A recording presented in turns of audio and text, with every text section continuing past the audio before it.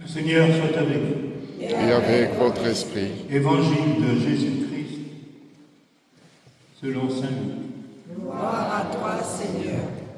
Un jour de sabbat, Jésus était entré dans la maison d'un chef des pharisiens pour y prendre son repas, et ces derniers l'observaient. Jésus dit une parabole aux invités lorsqu'il remarqua combien ils choisissaient les premières places, et il leur dit: quand quelqu'un t'invite à des noces, ne va pas t'installer à la première place, de peur qu'il ait invité un autre plus considéré que toi.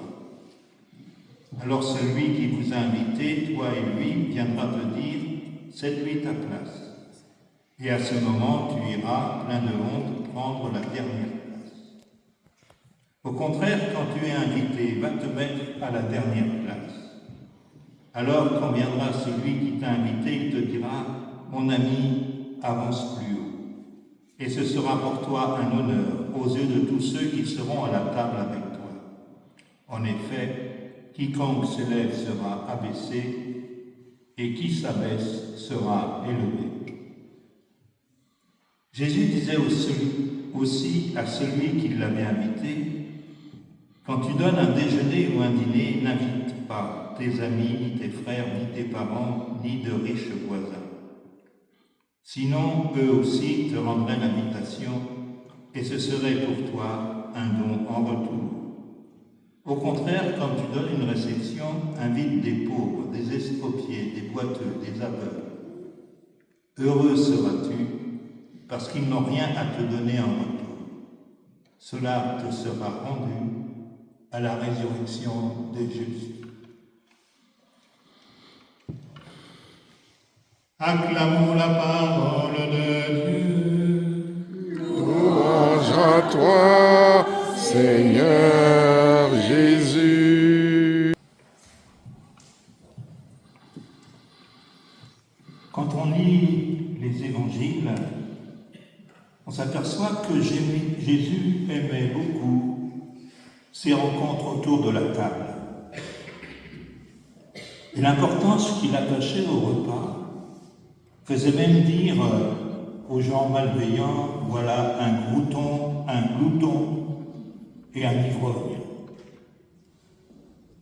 Jean-Baptiste, l'austère prophète des gorges du Jourdain, s'en était lui-même inquiété. Du fond de sa prison, il envoie des messagers pour poser la question à Jésus: mais es-tu vraiment celui qui doit venir, ou devons-nous en attendre un autre?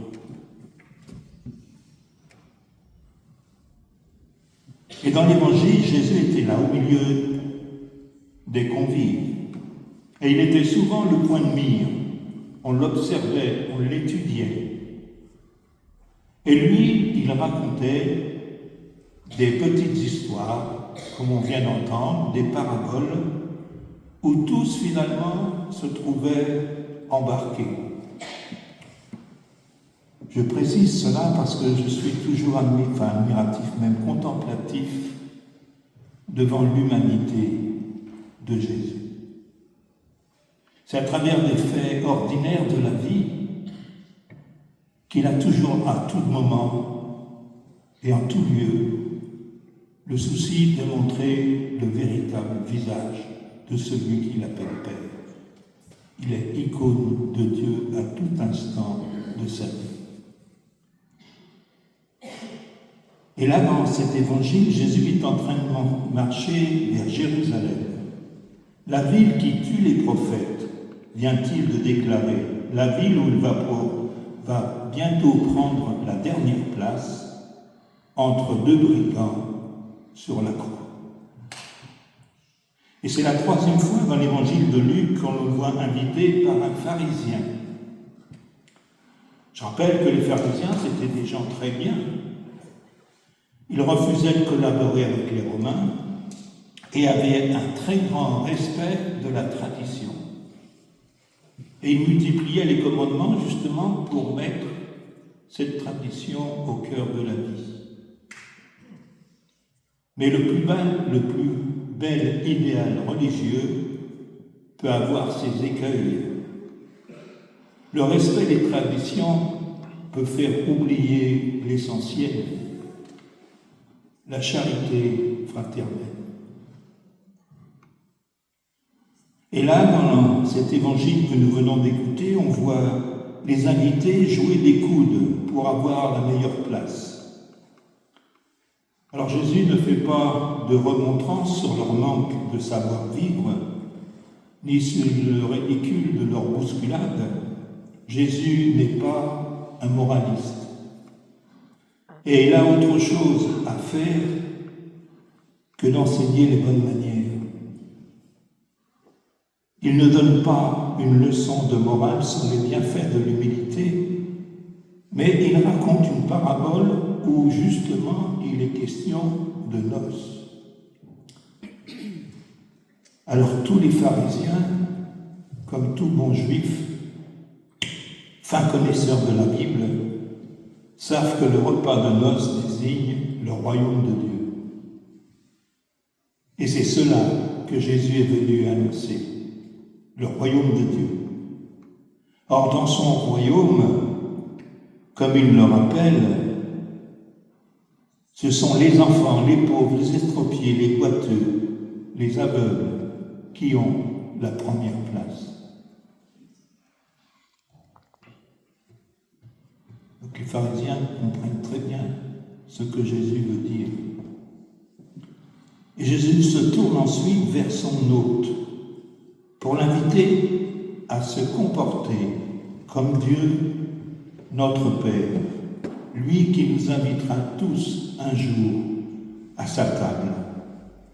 Jésus invite son hôte à adopter dès maintenant la façon surprenante de Dieu.